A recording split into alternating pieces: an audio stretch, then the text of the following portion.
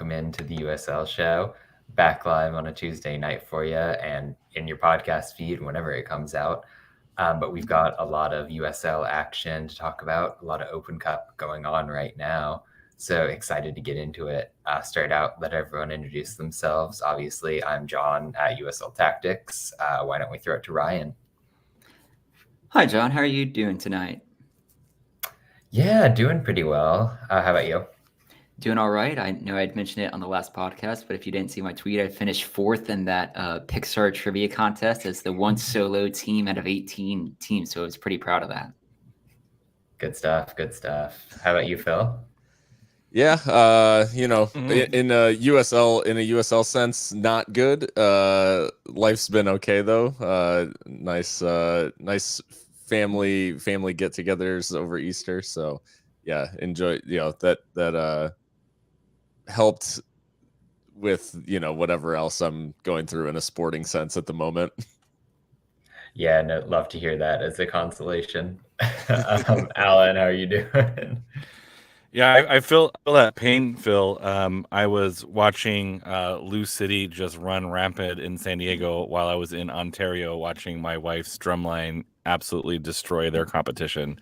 So I think I made the right choice when sat inside a nice arena and watched some of my former students be really successful while I had my phone out going, wait, what just happened? Why there? It's okay. Oh, nope, that's not great either. No, oh, nope, that's not a good play. Really? Oh, again? All right. We're just like handing out goals now. Yeah, so it's been a wild one for sure. Yeah. Yeah, and we'll get into it a bit more as we go along. But I wanted to start with something a little bit more lighthearted tonight, and that's the ultimate introduction of USL into Konami's eFootball, which some people would recognize under the old PES brand name. Do we have any gamers here? Like, I know I used to play PES a little bit, but yeah, Ryan, thoughts? I had actually loaded it up. It took a while to load. So we actually had a video shared within our Discord channel with that. It's not technically doing match play because they only have a few select like professional teams in Europe that allow you to do head-to-head match play. But if you load it up within training, then you could do the head-to-head like USL v USL teams. And there's no timer, there's no clock on it, but you could still technically play as the USL teams with the USL branding and kits and everything and the players. But so I did that for a little bit. It's really cool, but here's hoping that Konami eventually adds them into the full match day modes. There's only so many times you can play as Bayern Munich or River Plate before it kind of gets dull. It's one of those things where I think like the model that eFootball went to is something that people have been talking about for a long time in sports video games, because it's like, hey, how often are we doing like big engine changes? Like, people criticize FIFA a lot for like there's not enough change year to year, and it's really just roster updates. Like, they should just make it where you're kind of just updating the base game with new rosters. And so like on the one hand, like I think Konami's like admirable in that sense, but like the product was degraded like so significantly by going to that I don't know that it's worth it, because there was a moment in time where I think there was a hipster gamer crowd that was like, PES is technically like the better simulation of the game than FIFA, like in terms of like when you're playing it feels more like actual soccer. And so it's really cool that USL has representation now in these games, and like has, we can argue about like player ratings and all that sort of stuff that comes along with FIFA, but until you can load it up and do a career mode or something like that, it feels a little bit flat. Real fans know Football Manager is the game. Yep, that's the one. Yeah. Would you compare PES to like Betamax? Am I dating myself there? I mean, I missed that window. It was a little bit before my time, but it's like Betamax was like the better technology, but VHS won because it was cheaper and it was more accessible and like market better. The question I do have is eSports like PES, does that count as exercise? Can I like, if I do like 40 minutes of that, is that good enough for cardio? No, yeah, No, legally, I think that it gets your heart rate up enough to count. I mean, I know I had seen, yeah. if my watch goes, Sorry, hey, go your for it. heart rate is increased. It's like watching Game of Thrones at the end of not the last season, apparently. People, but there was several times where my watch was like, "Are you feeling okay?" And I'm like, "I'm good. I'm good." The guy just is about to die. Like, you want me to not get worked up about this watch? So maybe that's if I get emotionally involved. And then when the first time I heard Pez, I was like, "Why is everyone talking about the candy dispenser? Like, that's just weird." So yeah, I didn't realize it All I'm was. saying is I would get like a custom Pez dispenser of like Bob Lilly or something. That sounds like a dream. All right, But marketing idea. yeah, right. Yeah, someone call up USL headquarters and get the official candy dispenser of the league, right? I just need a Mike Watts read for that too. Right. But moving along from the electronic version into some of the real action we got over the weekend, pretty eventful match week in terms of the games. Friday, we got Detroit City beating Birmingham, and unfortunately, we don't have Kaler here on the panel to kind of discuss that and talk about what went wrong. But this is a Detroit team that just keeps rolling, keeps putting in these really good results. Anyone have thoughts on Detroit? I know, Phil, they're somewhat close to you, and you've been to a couple. Yeah, I think I think this is becoming it. We're getting into territory where it's not just even a pattern anymore. Like, I think this is Detroit City and what they're capable of. Now, in this particular instance, I think it was one of the first games where Detroit City was like significantly outshot. So I do think Birmingham are unlucky, and Steinwasser like does quite a bit of work in this one to keep it scoreless.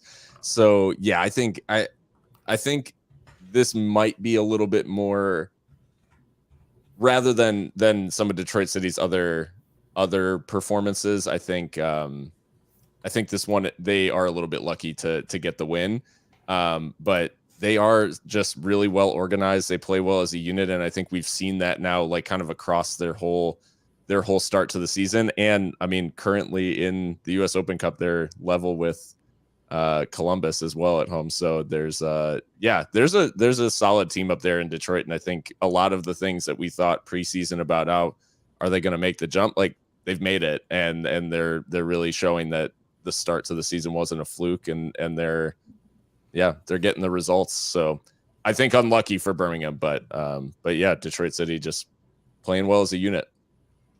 And it shows Detroit has a really tough place to just go into and get a result. It's not really a hospitable environment for any away team, but Detroit is one of two teams within USL Championship right now who are unbeaten in their last 5 games, with Louisville being the only other side who can lay claim to that. And after their slow start to the year, Detroit's climbed up to 4th place in the Eastern Conference, which seems they should be at least solidly a playoff team as the expectation going forward. Yeah, the list of clubs who have scored a goal against Detroit this season is kind of wild. It's Pittsburgh scored 1, 901 scored 1, and tonight Columbus scored 1. That's it. Like, yeah, they've been particularly stout on defense, and maybe again some of that might be luck. Some of that also might be who they're playing. Right? Sorry, San Antonio scored 1. Sorry, Harry. But a 1-0 win over Charleston. They hold a Pittsburgh team to a 1-1. They kind of explode offensively against Michigan Stars in Atlanta. And then with this game, it's just maybe eventually they come back down to earth when teams start to kind of figure it out.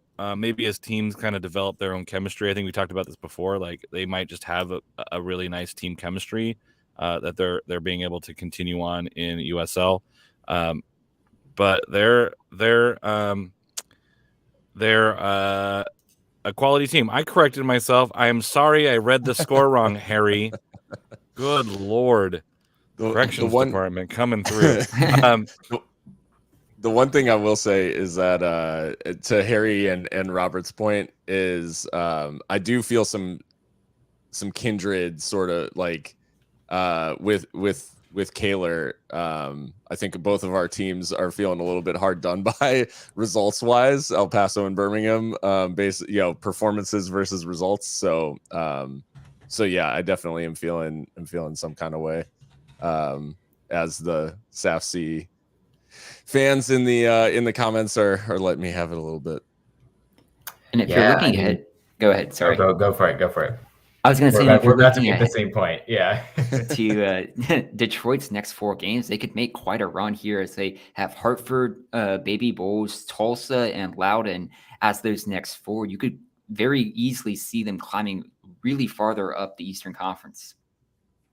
I'm almost frustrated by that schedule because I really want to see this Detroit team like take on a Tampa, take on a Louisville to really show if they're for real. They have it at the back, if you're asking me. Like the way their defense is so organized, all 3 members of the back 3, Steinwasser in goal, they're just so solid there. And I just want them to prove it against somebody who's really like a proven tip-top team in the East. And I know they got the good result against Pittsburgh, but like a one-off game can be fluky. So really interested to see where Detroit goes the rest of this season. Yeah, the end of their season is where it's going to be rough for them. Yeah, like August they have Tampa and Louisville. Then in September they have Colorado and Tampa, and then October they finish with Louisville on the road and Miami FC at home. So it's going to be a really big test for them, and maybe they build their confidence and they build up a decent team to be able to withstand. But it's a little bit light start and a heck of a run in for them. So if they make the playoffs, they'll definitely have deserved it. No, for sure. I think another team that's been a darling, if we're looking at the other conference here, is Las Vegas Lights, who beat Pittsburgh 1-0 over the weekend in what was a really weird game. I see Phil shaking his head if he's got some thoughts there. well, I mean, it's just like, I don't know if there was a team that's anti-Lily Ball, like I think it's Lights, just in terms of inducing total chaos. They've done such a good job of doing that. And yeah, I think I got slightly distracted. I think Detroit City just earned a penalty here within the last 5 minutes. Anyways, I think Lights have their run has like kind of defied logic, because all of the things that we talk about in terms of like Detroit City and a team that maybe wasn't rated as highly, in terms of individual players, they haven't made their mark on, defensive solidity or like team play or anything like that. It's been really like the breakout of Danny Trejo and just like how unstoppable this attack has been. Like no one's really been able to like tamp them down that much so far this season, and they've gotten the results to prove it. So it's almost like the opposite approach to Detroit, where it's like we're going to go out and just like try to blow people away. And so far it's working out well. And I mean, what a player Danny Trejo as well. He's been unbelievable. Yeah. So with the work that I've been doing for Sacramento, I've been kind of deep diving into Las Vegas in the past week or so. And statistically, they are just like not impressive at all. They have the most clearances in the league. Like they're a team that just gets pinned back in their own third. And then by some miracle of God, you just kind of get any touch for Danny Trejo, and suddenly like that's a goal, because he's just been dynamite this year. I think somebody who's been unsung weirdly is Cal Jennings. Like he's a proven quantity in terms of a striker in this league. And the way that he moves and drags defenders away to open up the lanes for Trejo to run into has just been immense. So like they've done enough at the back, and they've had this dynamite counterattacking style. They lead the league in conversion rate by a mile. Like you almost think it's going to be unsustainable at a certain point, but I'm here for the ride at this point. Yeah, it's like the movie Angels in the Outfield, where like there's someone controlling the ball to do crazy things, or they're bending the foul pole so it goes fair. Like anytime Trejo kicks the ball, it's like not Christopher Walken. What's the guy's name? Back to the Future guy. Anyway, he's out there as the ghost, like just moving the ball into the net. Like it's absolutely unbelievable. If Kaler was hosting and he was going to ask me what my "I told you so" moment was this week, I said I told you Pittsburgh was going to win. Oh, they didn't. They didn't win. And this is just it's one of those things. Like sometimes, like Tulsa, I think it's this advantage too. I think maybe Pittsburgh is not used to playing on that size of a pitch. I don't know. Like Vegas is a wacky place to play. We've seen Phoenix go there and not play terribly well. Orange County's had a history of having some funky nights in Vegas. It's just a wild place to play, and I think sometimes it does some mental damage to teams that come in, and then Vegas is back to, like, I think early days Vegas was just chaos, like just absolute chaos. And they're a little bit back to that chaos on the pitch again, but like with a little bit more talent. And if my team wasn't playing Vegas, I love it when things go wild in Vegas. So I'm here for it for most weeks. But you're right. Like, this just speaks to some of those two teams.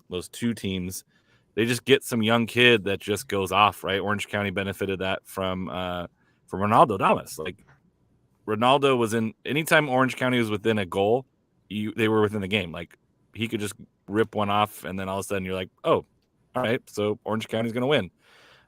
So it's fun. It's fun. I'm not going to look forward to traveling to Vegas, but it's a fun one. Vegas is always a fun away day. I wouldn't knock that trip, though. I know it's a tough match for any team to go in and try and get a result, especially now. But one of the things you can at least take away from Vegas is that they're at a 0-goal differential. They're the only team within a playoff spot in the Western Conference right now that doesn't have a positive goal differential. So there are still like ways you can pick up results that you can pick up results against them. Sorry, Robert, I was reading your comment about the weird dog race. So you can still pick up results if you at least have a plan and go into it knowing what to do. Colorado Springs had that result that they went into Vegas and it was a tricky game, but they still managed to get that win. I'm not sure that dog race was actually organized. I think it was just an impromptu dog race, and that would not surprise me. I'm still going back to your comment, Alan, when you were trying to remember Christopher Lloyd's name. There you go. You said Christopher Walken, Back to the Future guy, which I then pictured Christopher Walken in Back to the Future and invented the most cursed movie of all time. Where we're going, we will need roads. Well, I'm going to hold back from praising Walken and Severance if anyone has seen that, but that's a great show. But moving on, someone invoked the Switchbacks, and they finally dropped a game, losing to Memphis in what was a really good performance for 901, if a bit lucky. I know I did my tactics show this week on sort of their defensive approach, and I think that's coming out tomorrow. But any stray thoughts on the Switchbacks here? He actually, from American Soccer, actually had this at dead even at 0.9 in each. Wow. Watching it, it felt like Colorado Springs had the better balance of chances. But at the same time, Memphis came out with this sort of very classic 4-4-2 system where they would press their wingers high to really just try to pin Colorado Springs back. And the way that the Switchbacks play is almost with this front four where you've got Zandy and Lindley in the midfield, but they're a little bit isolated. So the way that Memphis pressed really leaned into that and tried to force Colorado Springs to build through those lonely two midfielders, and it just wasn't working that well. Like, obviously you get Haji Berry dropping in a lot, but they just lacked a lot of that cohesion. So it was a really good performance for a Memphis team that has been up and down depending on the week. They're really the question mark for me in the East, because I think there's a scenario where they and Detroit kind of go in on a run, really get in some good form, and suddenly if you're Birmingham, you don't have a playoff spot anymore just based on the form that you've been having. So I think that's something interesting to watch maybe down the stretch. Yeah, this result surprised me because Colorado Springs was at home. Like, if this was in Memphis, I'd be like, okay, that makes sense. But I was like, oh, they're at home? Oh, dang. I didn't see this match. I just like the the final, and I think this was like the surprise of the weekend for me. As far as just like if you had to pick, like I think we picked last week, like Colorado might be the last team to go to lose, and then immediately was just like, oh, USL, it's the USL show curse, so I guess we have to lose now. It was one of those two where I think we've seen from Colorado, maybe not the fireworks that we were expecting offensively. Like they've been very solid, obviously, and they've had a really great start in terms of results. But in terms of the goal scoring, like we maybe haven't seen the explosiveness that we thought we might. And I think Memphis has this quality and has shown it in a couple of games, maybe even where they haven't gotten the result, where they can feel like maybe the other team is having the better of the play overall, but the chances are actually kind of falling to Memphis, which is interesting. And I think kind of happened like incidentally in this game. So I think for switchbacks, it's just like we saw, the banger a couple of weeks ago from Haji Berry, and we've seen like those glimpses of kind of this offensive juggernaut, like kind of simmering below the surface. But it hasn't like fully clicked into gear yet, and I'm interested to see like when it gets firing, what it truly looks like, because I think they've built most of their start actually on playing well, like well organized, and not so much relying on, they're not Vegas, like they're not trying to win 5-4, like they've been winning a lot of like 2-0s, 2-1s, like that sort of deal. So yeah, it'll be interesting to see when their offense kicks in. And I think they got into a match where they ended up a little bit frustrated on that side of the ball.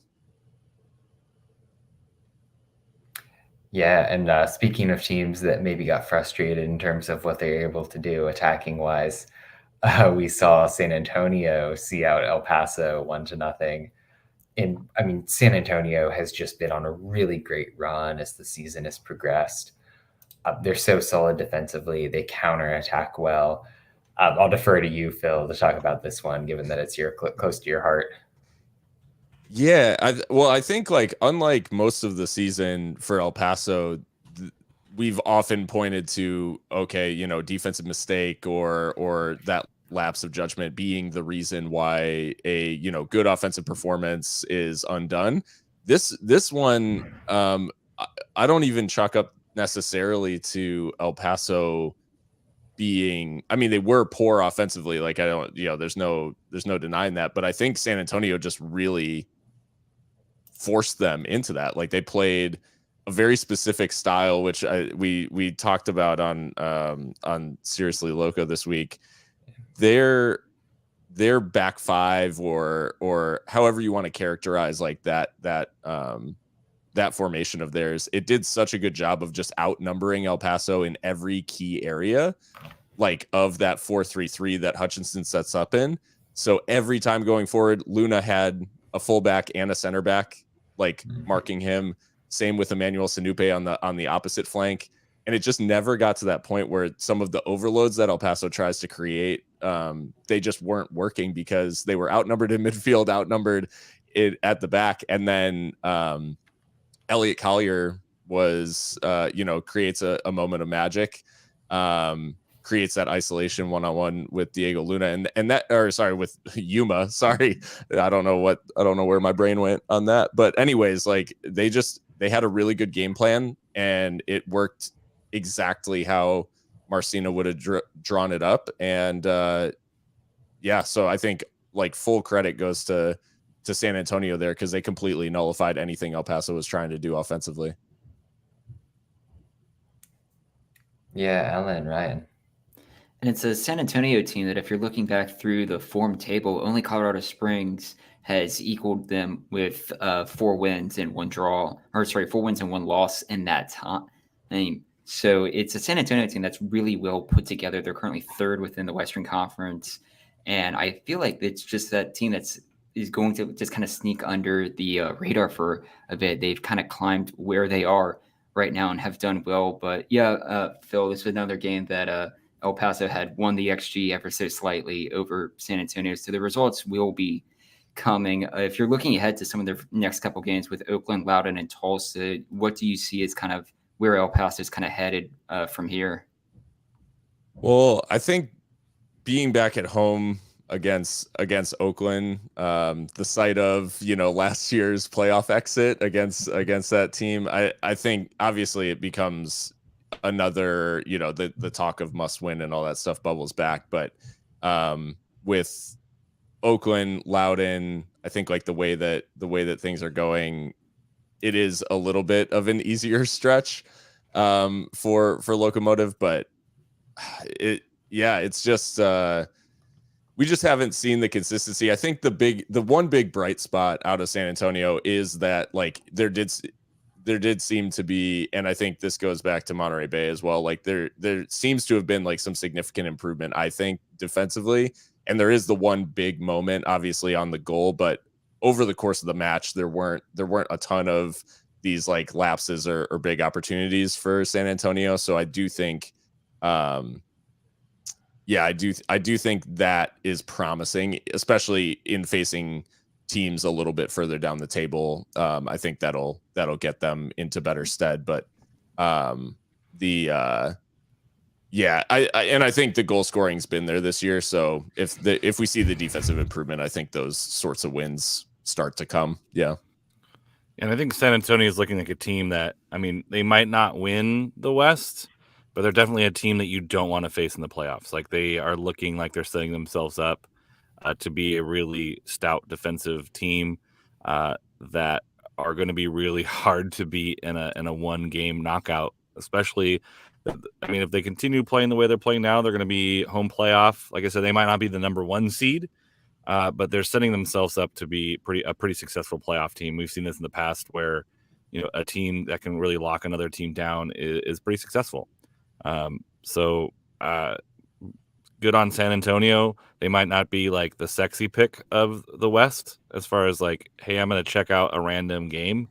But San Antonio fans have got to be happy with the way they're playing. And I think they're going to be happy with the way they progress in the playoffs with this style of play for sure. Yeah, San Antonio is a team where I had some questions over what they were doing in the offseason on whether or not they had enough firepower offensively. And then today they just straight up cut Kakuta Mane because they're like that fine in their attack. So I think that says a lot on not only how good they've been going forward, but just that solidity at defense where they're not reliant on going out and scoring 3-4 goals because they've got 4 center backs that they can plug in. They've got 2 goalkeepers. They're so fluid with what the wing backs do, pinching in on guys like Luna or covering the speed of a Sinupe. So I think they're a really exciting team that could make a run in the playoffs. One more interconference game that I did want to focus on, and this will be more of an Alan topic, was that San Diego Louisville game as Alan disappears. But there was, a crazy 5-2 scoreline, penalties going both ways, reds going both ways. How are you feeling about that one? I knew it was going to be a weird night looking at the lineup from San Diego going into the match. It was like, oh, okay, so I guess we're going heavy in Tuesday then. You don't have your preferred starting 11 going out there. I'll start with the positives for San Diego. They scored twice as many goals as any team has scored against Louisville combined all the season.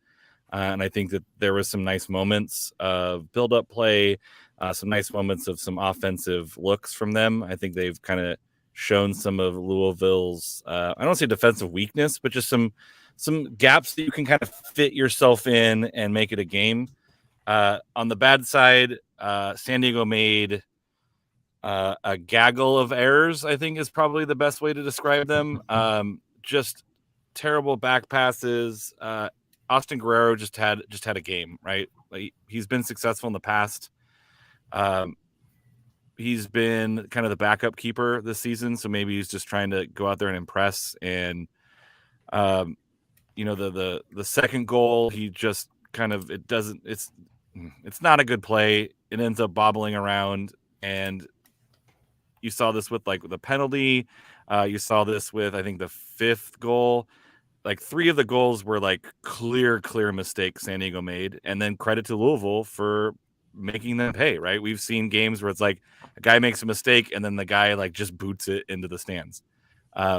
Louisville came out to play. I thought they looked really strong. I thought they handled themselves well when they went down a man and really stayed kind of true to Louisville. I think this was a tough one to watch, but it was also one of those that the scoreline maybe doesn't reflect the totality of the game. I think the 2-1 halftime score was a pretty interesting one. I think if he punches that out, Guerrero punches it out instead of tries to catch it, they go 1-1 at half, and I think it's a different game. I think on a different day, this might have been closer, but it's clear that San Diego, while they are successful, have some issues to figure out at the back. They are giving up tons of goals this season, which is problematic. 14 goals against in 8 games is not a great sign. I think Guido being out has kind of hurt the team as well. But I think with Jack Metcalf coming in, maybe Nick Moon can find some love there. He's a great one-on-one player. And he's been kind of, if Guido's been the MVP of San Diego, I think Nick Moon's been like the second fiddle, if you will, as far as excellent play. And then again, you just got to give Louisville credit. This is what makes Louisville Louisville. They play until the game's over and they punish mistakes like crazy. We saw that kind of against the last time they played, where it was hotly contested and it came down to kind of a weird moment. San Diego, I think, is putting all their eggs in the Open Cup basket, where you have like CJ Fodry's academy kid starting against Lou City, which was interesting. But that lineup you rolled out had like 5 players who I would have classified as a center back starting in various spots on the pitch. So like I think that says a lot. Yeah, it was almost like if we can keep it close, we might be able to put Vassell on and Nico in, and it ended up being just like this like they played that game again. There's no way it's a 5-2 game. Like it was just outrageous. I mean, red cards flying all over the place. Probably all deserved. I would think probably all deserved. I had a question about the Stoneman one, but then doing some further research, my suggestion to Stoneman is instead of a light push to the back, maybe just go for the legs and pretend like you're going for the ball, and it'll only be a yellow. But holy cow, does Louisville have some players on that team and guys that are just a pain in the butt if you're playing them, but you love them if they're on their team. Just gritty guys that go out there and they don't give up, right? Like Louisville going down to 10 men could have easily just been like, all right, we're winning this 3-2, and they just go out and take it to San Diego up a man and force them to make some mistakes as well, and then they go down a man, and then oh my god, the last play with the keeper on the it was just a comedy of errors at that point. So it really was a weird one. Yeah, it was super weird. But like here's a serious question, and I don't know if this is like controversial, but what do you think of like a marquee league match versus an Open Cup game against an MLS side? Like, who do you rotate against? Because like, is the prospect of potentially beating Galaxy and like making it to the 4th round, is that worth like eating like a loss in the league? So I think to put it in a bigger context, tonight's match is the 9th game in essentially like 31-32 games. Like they've been just playing a ton of games. So I think that the idea was we can probably get something in Oakland. And so we're going to go heavy in Oakland, which means we're going to rotate in Louisville. And then I think being San Diego's first time in the Open Cup, and it means something a little bit more special your first time, Wink. I just think it's been kind of the talk from the front office that they understand the importance of the Open Cup in the history of American soccer. And I think that they were like, we want to go as far as we can, and we're going to put out the best lineup that we possibly can.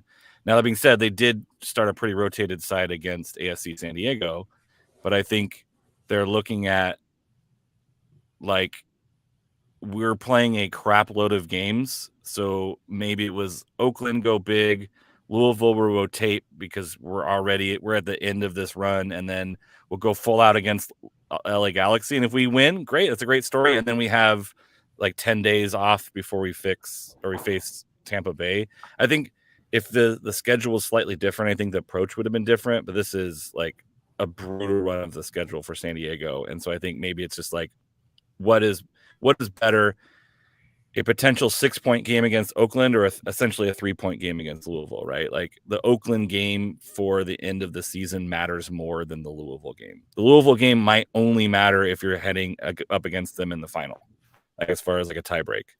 So I think that's another thing too. Like Oakland is a 6-point game, and if you can get a draw on the road, it means you win at home, you get the tie break against them. So I think there was a little bit of long-term planning in that just happened to lead them to be like, we're going to go all in against Galaxy.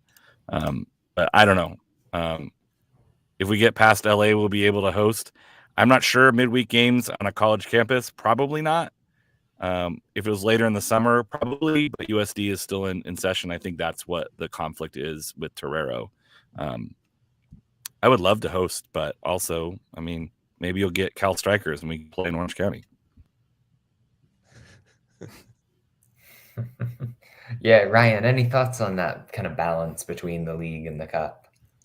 I think it's tough. We saw this when FC Cincinnati were in the league a few years ago, and they were making their run, and it started with a win over Columbus and eventually got all the way to the semifinals of the cup. And that was also kind of balancing with them kind of going through the Eastern Conference, still leading it. And it got to basically a crucial point in the season. And it's like, okay, I think at some point there has to be like a stage where you start thinking realistically, okay, how realistic is it that we're going to win this competition? It's great that you're getting into these late ones, but is it likely that we're going to win the Open Cup?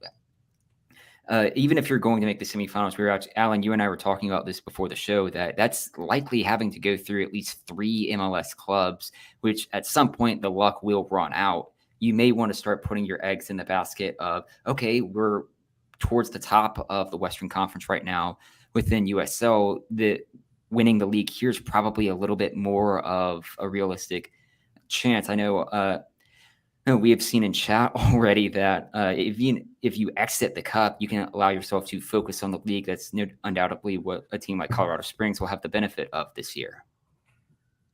I was laughing at Andy mentioning New Mexico United because obviously, like season 1, they had that magical cup run, which ultimately like resulted in what was a really great start to the season, sort of like sputtering to a certain extent, and then they ended up only making the play-in places for the playoffs and losing in losing in that playoff round. So it was like they have a 6-0 loss to Minnesota United and no playoffs to show for the cup run. So I guess like maybe it's overly cynical, but it's like one of those things where it's like prioritizing the Open Cup like feels at times like a little futile. Like if you don't have anything to play for in the league or you're not expected to really like do much in the league, then I guess you go all in. But there,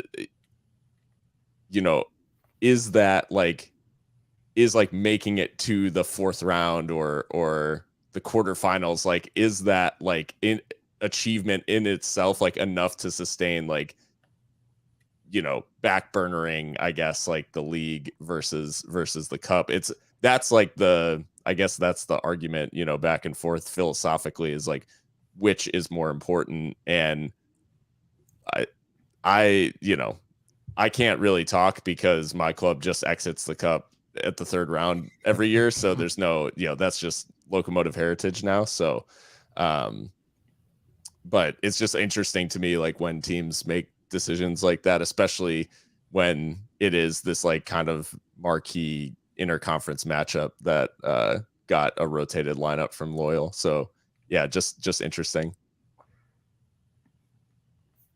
Yeah, just kind of wrap on the weekend of USL action. I know we saw like Tampa get the 3-0 win against Tulsa, Oakland completely demolished Loudoun, Phoenix with an arrow win against New Mexico. Any other thoughts or games that anyone wanted to quickly highlight? We didn't touch base on this during the Louisville chat, but I would feel remiss if I didn't mention that now we've had 2 hosts on the show see their team concede 5 goals at one point in a game this season. But Louisville actually scoring their 5 was the first time. Was the first time they had actually scored 5 goals since 2019 when they scored 8 goals against Swope Park. Nothing much there. Just to quickly, I know we're missing Gio on this show. Unfortunately, he had some family stuff going on. But in League One, his Greenville side drew with Carolina. And I think the result that caught my eye this weekend was Chattanooga beating Richmond. The Red Wolves leading the entirety of League One at this point. I know we're maybe less of a League One tilted panel tonight, but any stray thoughts about League One, really any of the games? Well, I think that Red Wolves result is shocking, not just in the fact that Red Wolves got the win, and I think all of us were pretty high on Richmond, like based on the conversations that we've had previously. But it was the nature of the win for Red Wolves too. They didn't allow a shot on target, which seems insane for that Richmond team, which has like so many offensive weapons. So yeah, they really I don't know, maybe Red Wolves are a little slept on, and maybe there's something special coming from them this season. But yeah, this was a big result, I think. No, totally agreed. I think another one that caught my eye was Charlotte getting the 2-1 win over a Northern Colorado team that had looked pretty decent to date. And Miguel Ibarra finally getting on the score sheet and having a goal for them. And he's someone that obviously people have talked about as he's only there temporarily until Charlotte FC decided that he's going to be of use. But just to have him rolling in League One, like he could be a big player there. I know he's not maybe the most consistent like goal threat or whatever, but he's a dynamic player who can add something at that level. Well, if you add former Loyal players from that match and add them to the Loyal score, they still wouldn't beat Louisville.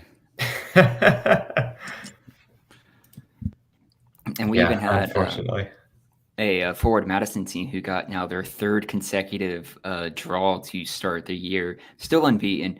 But it'll be interesting to see just kind of going forward. They face a tough Fuego team, then Richmond, then Greenville for their next 3 games, which is certainly a tough slate of matches ahead. If Madison never win but never lose, do they still make the playoffs? Beyond Probably not, right? That would be an interesting run. It'd be 30 points. And they can be like, Here's look, low. Us and Arsenal, we're undefeated season. But they never win. I think the real Invincibles, right? I think it'd be great. Just think about like the marketing they could do with that. To be fair, it was a different league, and they played 28 games. But last season, when they had in USL 1, it was 40 points. That was the mark to reach the playoffs. 30 points got you to finish 11th.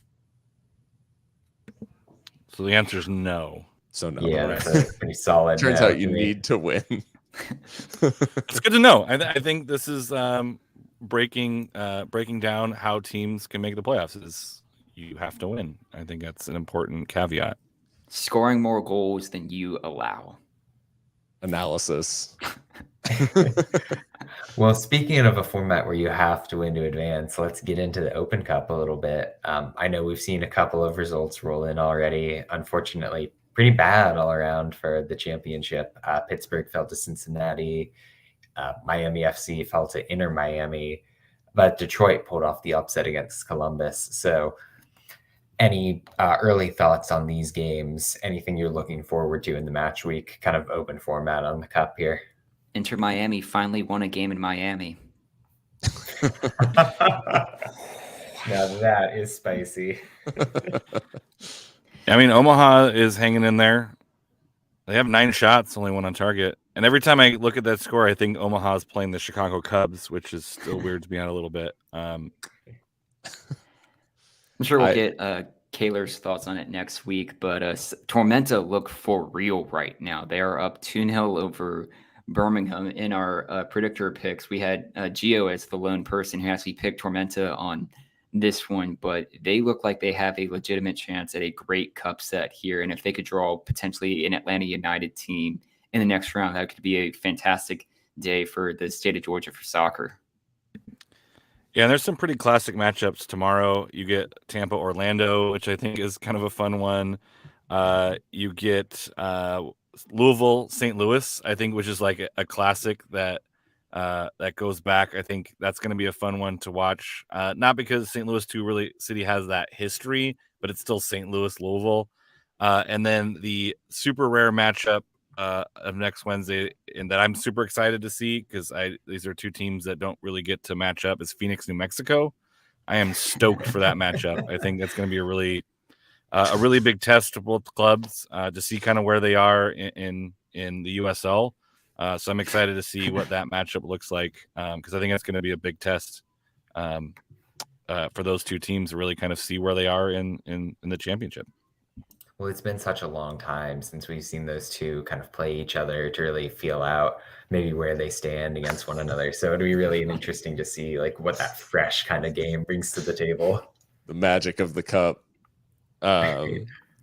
Yeah, I do have to give some more flowers to Detroit City because like this is exactly what we talked about at the top of the show in terms of pulling off this big result against a crew team that actually took the lead. So yeah, I think, well, watch back if you haven't had a chance yet. Watch back the winner on the penalty because Maxi Rodriguez and the whole team do like a choreographed celebration a la like World Cup, 2006 type vibes. Like, and then so it's pretty cool and a cool moment for the fans in Detroit for sure.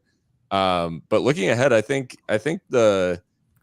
looking at, we talked about San Antonio, and I think their matchup with Austin FC is pretty cool. Like that I-35 corridor in Texas, and it is a proximity like based derby, and I think Austin, in terms of like MLS's rules for TV markets and stuff, San Antonio is technically part of Austin's market, so this is a cool opportunity for San Antonio to maybe get one over the team that ostensibly like blocked them from getting an MLS team. So yeah, I think that has some unique American soccer like rivalry opportunities, and I'm interested to see how a San Antonio team that's playing really well, I think this type of game like suits San Antonio's style down to the ground. So I'm interested to see that one tomorrow night. And we have a trio of. Oh, sorry. Go ahead. No, hit it up. I was saying we have a trio of really close proximity games that have produced a lot of really good matchups. For Geo's sake, we have Greenville hosting Charlotte FC, which should be a near sellout game from last I checked. We have that really big, I guess, to use the college football term, war on I-4 for Orlando and Tampa Bay, which is always a spicy matchup. And even Forward Madison hosting Minnesota United as well, which I think is still a very intriguing game. Yeah, I think one more game that I did want to kind of shout out was that Fuego against Republic matchup, kind of pitting two Northern California teams against one another. I'm sort of thinking it is the Villan derby of sorts. But I think it's just a fun game. Fuego looked really good in the last round. Obviously, Sacramento's in good form in the league. And I love a good League One against championship matchup. I mean, we talked about Tormenta just a little bit, kind of downing Birmingham pretty comfortably by that scoreline. So just lots of fun to be thinking about as we go forward in the Cup. I don't really remember much of Fuego's performance last round, to be honest. So, yeah, it was just a gentle scoreline that they put up against maybe a team from Texas. Can't quite remember. A team from New Mexico. That is. Who can say? Yeah. Right. Oh no. I think memory loss is a sign of a beatdown. I think that's one of the lasting effects is just loss of memory. Like, I don't even think San Diego I don't even think San Diego played Louisville on Saturday. Like, I wasn't there. I'm not sure it happened. Couldn't have happened. Well, with that, I think it's time that we get into some picks.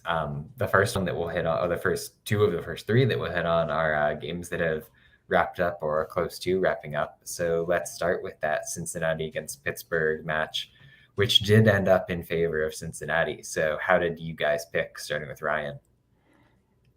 I had backed Pittsburgh, and for the first half of this game, it looks like Pittsburgh was basically playing Cincinnati off the pitch, and they did well. But as the game wore on, it looked just more and more like Cincinnati had a goal in them. Then once they got into that extra time, Cincinnati ended up with the result, and it was just one of those, once you got the one goal, that was enough. Pittsburgh, by all accounts, they stood tall, and they had a fantastic saves just to keep them in the match. But once Cincinnati had their goal, that was pretty much all she wrote. But I had picked Pittsburgh. Yeah, Alan. Yeah. I think as a USL show tradition, I don't think we're really allowed to pick FC Cincinnati as a rule. So I went with Pittsburgh. Yeah, Phil. Yeah, don't let the orange and blue kit fool you. I picked Pittsburgh too, and I felt really good. Same as Ryan was saying, I felt really good about that pick, especially in the opening 45. But unfortunately they faded a little bit, and yeah, so ended up on the wrong side of that one. And just to kind of complete the trend, I also picked Pittsburgh in that one. So great job to the panel here. We're off to a good start. Yeah, right. In terms of another game that's just about to be wrapping up, we had the Legion Tormenta. So Ryan, how'd you go on that? Kaylor, you let me down, man. I had Birmingham just as a lock because I wanted to do something different, but Tormenta's for real. We spoke about it earlier on the show, and I feel like they're going to make a team nervous for whoever they draw in the next round. But Birmingham, their league form, they have to figure something out going forward. I know Kaylor had said in our chats that there's a little bit of animosity kind of growing within the fan base, but there's something needs to kind of just turn around. Yeah, to be fair, Kaylor told you not to lock that pick. Well, he told me after the fact, and I'm a man of my word not to undo a pick once it's made. Although he also picked Legion to win, so it wasn't like he was like, they're going to win, but I'm not feeling great about it. I picked Legion as well. I thought they might be able to put something together, but clearly Tormenta had other plans, which was to ruin my day.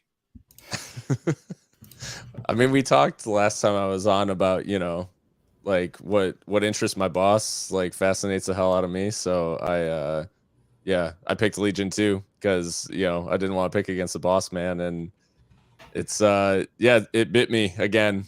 So I'm going to stop making that mistake. Yeah, and so just on these first two games, we are cumulatively sitting at an 0-8 performance because I also went with Birmingham. So great job, guys. Looking forward to tomorrow in the Cup. We've got Sacramento against Fuego, a game I referenced earlier. So Ryan, how you feeling?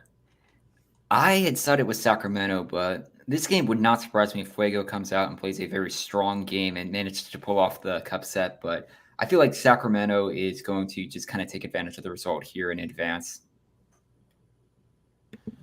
I think Fuego fans are going to love me because I picked Sacramento. I have to feel a little bit of validation, which I'm picking Fuego. If they get past another championship side, I won't feel so bad about last week. So so it will help ease the pain.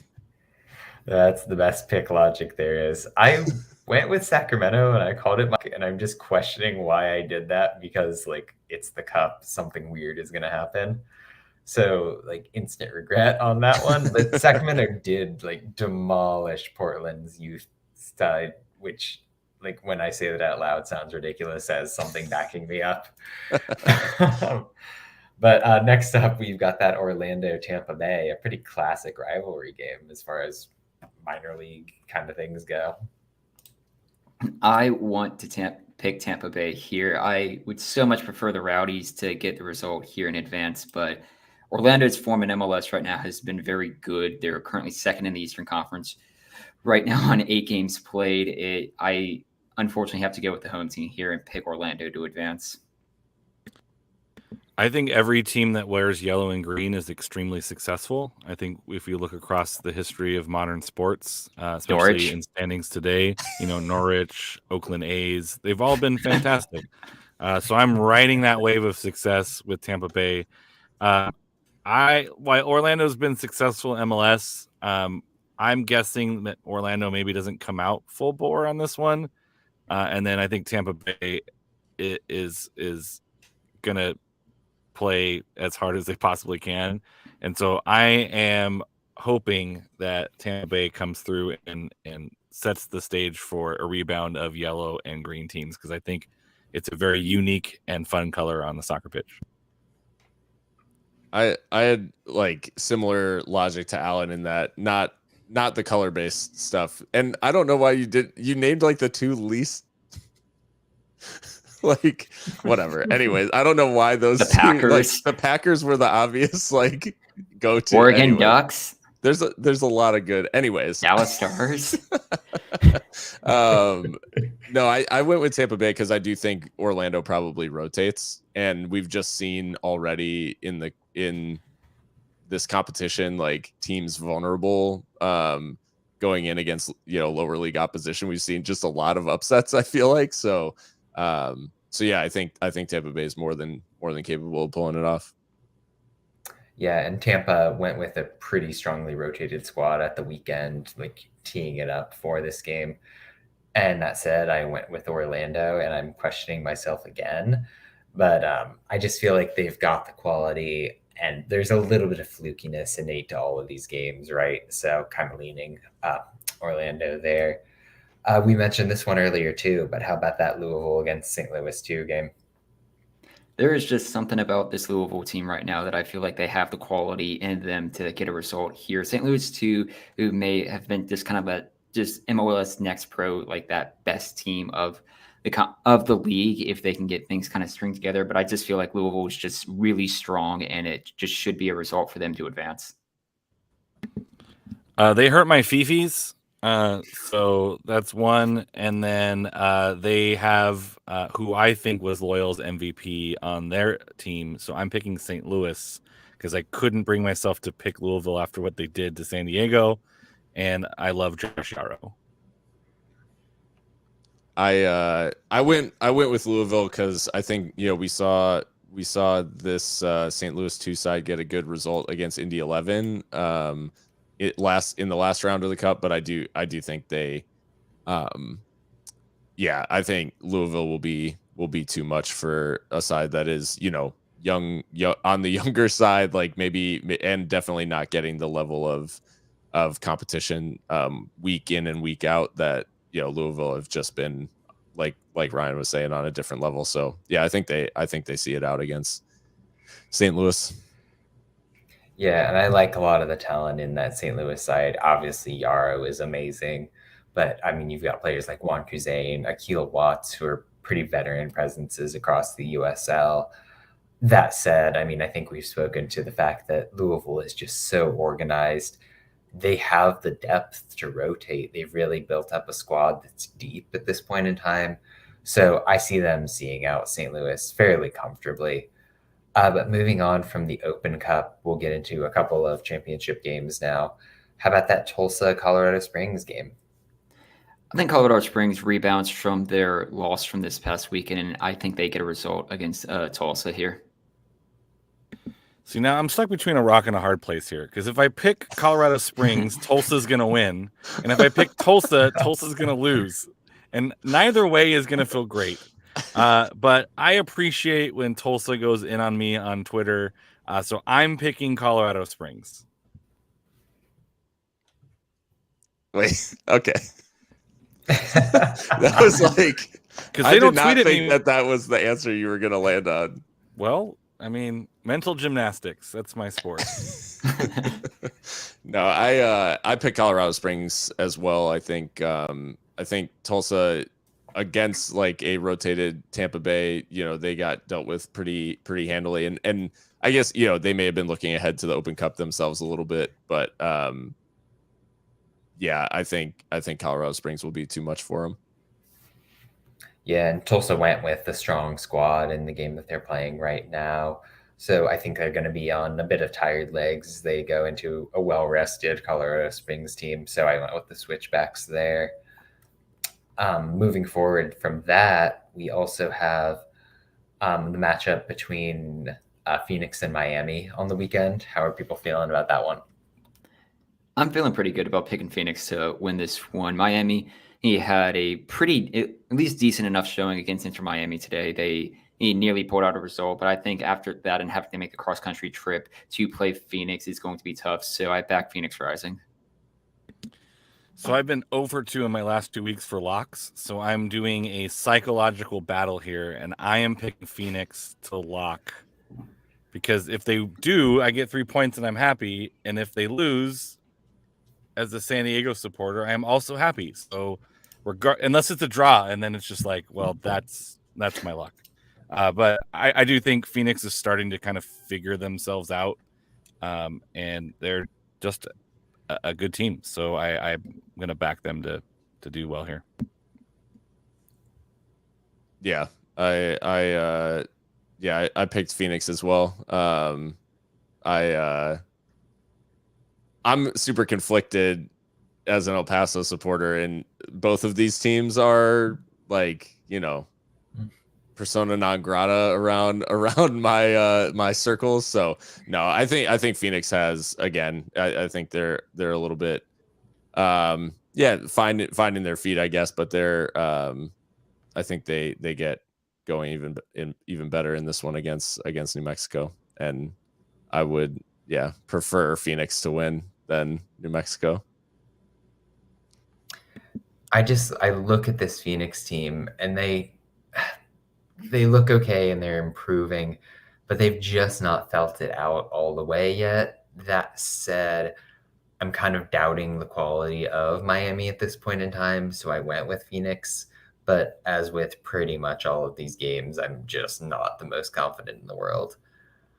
Thinking about one more Western Conference matchup at the weekend, we have New Mexico facing off against San Antonio, two pretty hot teams off to good starts this year. Every time we've had San Antonio as an option to pick this season, I think I've picked against them every single time, and it's only paid off once when I managed to get that Phoenix result a few weeks ago. But I think San Antonio, we've mentioned on the show before, earlier that they've just been playing well, just the one loss within their last 4, that Phoenix result. I think San Antonio gets the road victory here against New Mexico. Robert, I'm going to make your day. I'm picking a draw. Sorry, I realized I had a tiny stroke the last round, and I got ahead of myself behind myself on our list. Anyways, so I'm picking San Antonio for this one against New Mexico because that's who's playing, obviously. I think San Antonio's defense is just hard to argue with at the moment. So I think San Antonio's version of this, counterattacking defensive style is better than New Mexico's version of it. So I think they went out. No, I tend to agree, but I had Harry in the comments on Twitter kind of talking about how tall a task it's been for San Antonio to go into New Mexico and get a result. So even though I think that San Antonio probably plays a better version of the same sort of style, I ended up picking a draw in this matchup. One more championship game to hit for the predictions, and that's a fun, and I think, as far as I know, a first ever meeting between Indy 11, who will be hosting Orange County SC Sunday. How are people feeling about that? I feel like Indy 11's starting to figure things out after a rather just kind of uninspired start to the beginning of the year. In their last 4 games, they're unbeaten with 2 draws and 2 wins in a row right now. So I think they keep the good form going against Orange County and get a win this weekend. I'm not sold on Orange County this year. I mean, I think I looked at one of their lineups and it was 2 guys played on the championship roster. They've got a ton of turnover. but they're still like a tough team to beat. So it's a weird team in that they're not really an offensive threat, but they're also not giving up a ton. And so I thought that maybe they could sneak out a draw here against Indy 11, just because they are still like some quality players. And so I picked a draw for this match. Yeah, I kind of teetered back and forth about whether to pick a draw or an Indy win, and I ended up picking Indy to win this one. Maybe that trend continues, and I think being at home as well in Orange County, having to go into Indianapolis, I think that gives them just enough of the edge in this one, and I think we're starting to see some of the progression that we expected maybe from the start from Indy. Yeah, I mean, having a little bit of that indie bias, they've certainly started to get it together in the midfield, have the defense come together. They've struggled so mightily to generate anything on offense.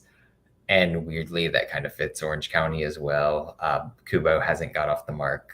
Sean Okoli has really been their best forward when you're thinking about an out-and-out striker, and they're just steadfastly refusing to start him.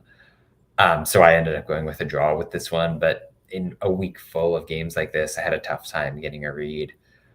One more game to hit, and that's League One, and we've got Chattanooga against Tucson. How are people feeling there? This is I believe, first v last in the table right now for USL League One, and we had sang the Red Wolves' praises on this episode earlier today, and I feel like just Chattanooga is going to continue their good form, get a win here. Yeah, there's I think only 3 League One games, and I was like, I think we're picking 2 Open Cup matches. So I was like, oh, what are we gonna pick? I picked Chattanooga. Yeah, likewise. I think they've maybe there's more to this Red Wolves team than we assumed at the start of the season, but I think they honestly, this version probably makes easy work of Tucson this weekend. Yeah, I mean, you guys hit on the talking points that I was going to bring up. I'm feeling pretty good about this Red Wolves side, so that's my pick for this game.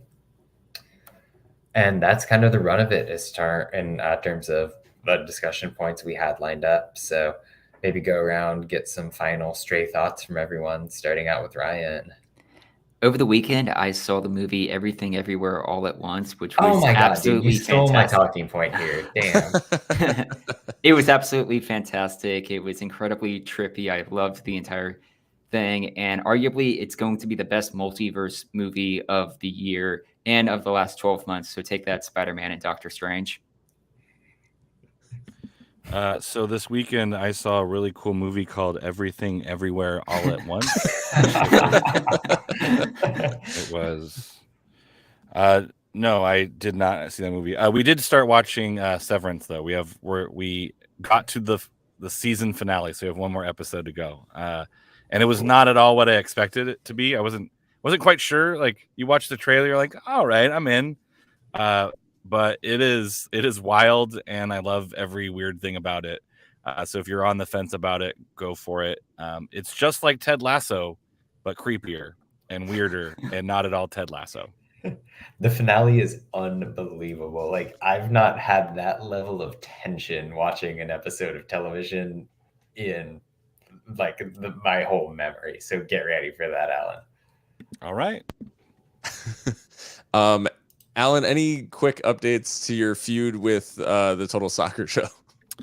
No, they are clearly ghosting this feud, and I don't appreciate it. There's no banter back. I'm not surprised. Those guys are all like positive, happy people who can just ignore us, and it's fine. The clicks are still too fast for the song, but they told the story of the background, and I feel a little bit bad because there's a connection to Daryl when they first started the show, and it's like Taylor's buddy from high school, like they're a ska band.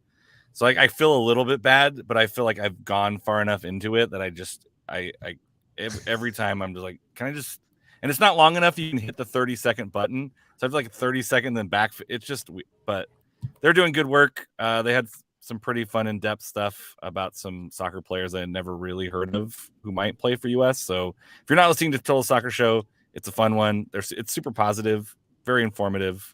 I appreciate those guys. I'm feeling a little disconnected and uncultured at the moment. No, I don't have any good new film recommendations, but yeah, I guess we're traveling again this week, so I'll be in Chicago this weekend just because baby shower stuff. So yeah, my wife is due in June. I think I've talked maybe previously on the show about that, but yeah, so that's becoming like a real thing that's happening. Like a child is going to exist in a few months, and I'm just coming to terms with that. So maybe that's too existential. I don't know, but yeah. No, I know I've said it a million times at this point, but like, congratulations. I'm sure every step of this is just exciting and nerve-wracking all at the same time. Yeah, for sure. But no, it's good though. It's yeah, no, exciting stuff. Yeah, love that. Well, Ryan did take the everything everywhere talking point, so I do just want to shout out one specific aspect. For people who grew up watching Indiana Jones or The Goonies, you might remember the actor who played Short Round in Indiana Jones, Lee Hai Kwan, who kind of fell off the map and just fell out of love with acting and the lack of opportunities for Asian American actors in his space. He plays sort of the co-lead in this after basically 20 years of staying behind the camera, and he's utterly unreal. I mean, the performances in this are great, but he really is one of the showstoppers in like a balls to the wall crazy movie. So go see this, like support something that's kind of like a smaller, more independent sort of thing. But I think that's all we've got as far as USL, movie recs, et cetera, et cetera. So thank you guys for listening and tuning in to the live show if you're here. And we will see you again next week. Thank you for watching another episode of the USL Show. This and every episode is brought to you by the Beautiful Game Network. Find podcasts and other written work at bgn.fm. Once again, thanks for stopping by, and we'll see you guys again next week.